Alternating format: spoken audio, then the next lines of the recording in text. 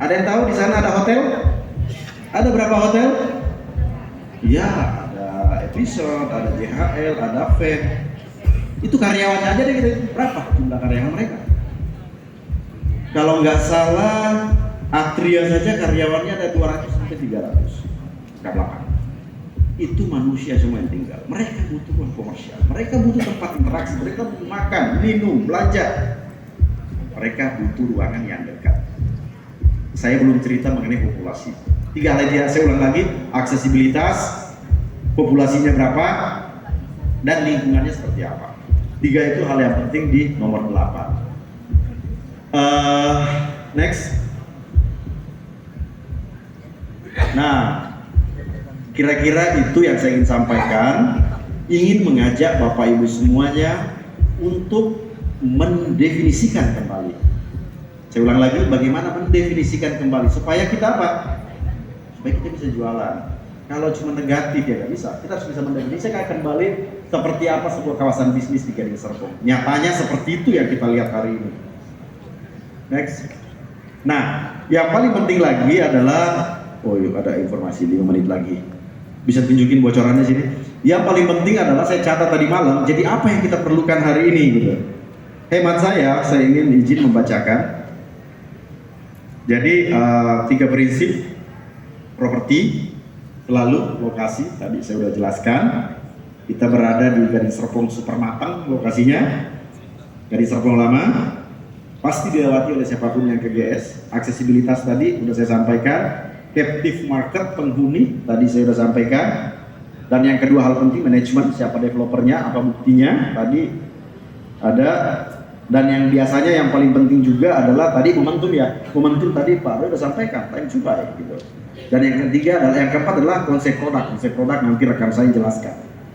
Karena itu juga perlu untuk kita jelaskan ke customer kita. Jangan-jangan kita ya sama aja di sana dan di sini gitu, beda.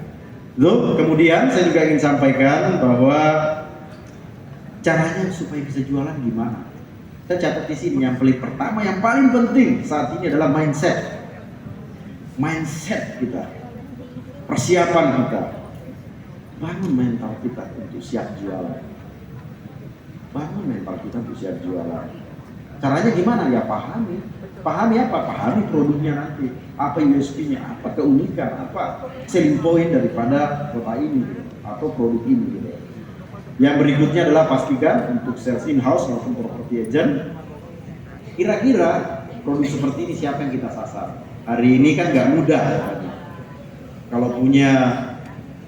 Kalau biasanya kerjanya 2 kali ekstra, kali ini membutuhkan 10 kali untuk mendapatkan klien.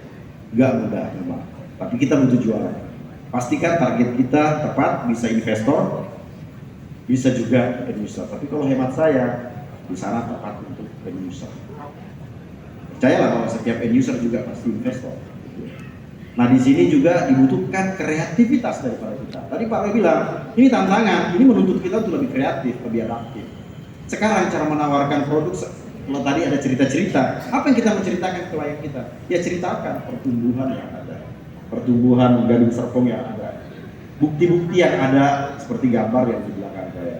Dan jauh lebih penting juga adalah kita harus kreatif dalam hal, misalnya ada investor, ya kita janjiin bahwa kita akan sewakan. Kalau ada yang pengusaha, ya kita jembatani dia usaha apa yang bisa diwujudkan di sana. Kalau perlu kita carikan franchise. Upaya-upaya ini menurut saya dibutuhkan hari ini, gitu ya. Dan carilah saat ini yang perlu dicari adalah pengusaha-pengusaha yang ingin menambah cabang. Ini juga penting. Karena para pengusaha akan berpikir untuk ekspansi ke arah sana. Jadi kita dibutuhkan kreativitas. Dan yang berikutnya adalah tetap masih sama, personal marketing masih sangat perlu, yang intensif baik di digital, di sosmed, lakukan, jangan pernah diganti. Kita cenderung menjadi korban daripada digital. Salah satunya adalah kita nggak sadar, ngelihat perang tiap hari. Padahal nggak pernah baca lagi, kita cuma lihat judulnya, naik lagi tarifnya, turun lagi, naik lagi. Pernah baca nggak?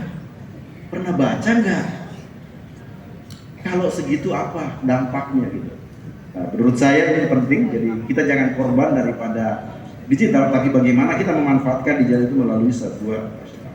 Dan tips yang berikutnya adalah jangan hanya cerita-cerita bagaimana dia bisa datang ke lokasi. Karena hari ini harus bisa menunjukkan pembuktian. Ajaklah ke lokasi-lokasi yang ada saat ini Gading Serpong. Ajak ke lokasi, ceritakan, tunjukkan, biar dia bisa merasakan secara panca indera lokasi daripada Maxis Square. Next, bisa secepatnya aja. Oke. Ini adalah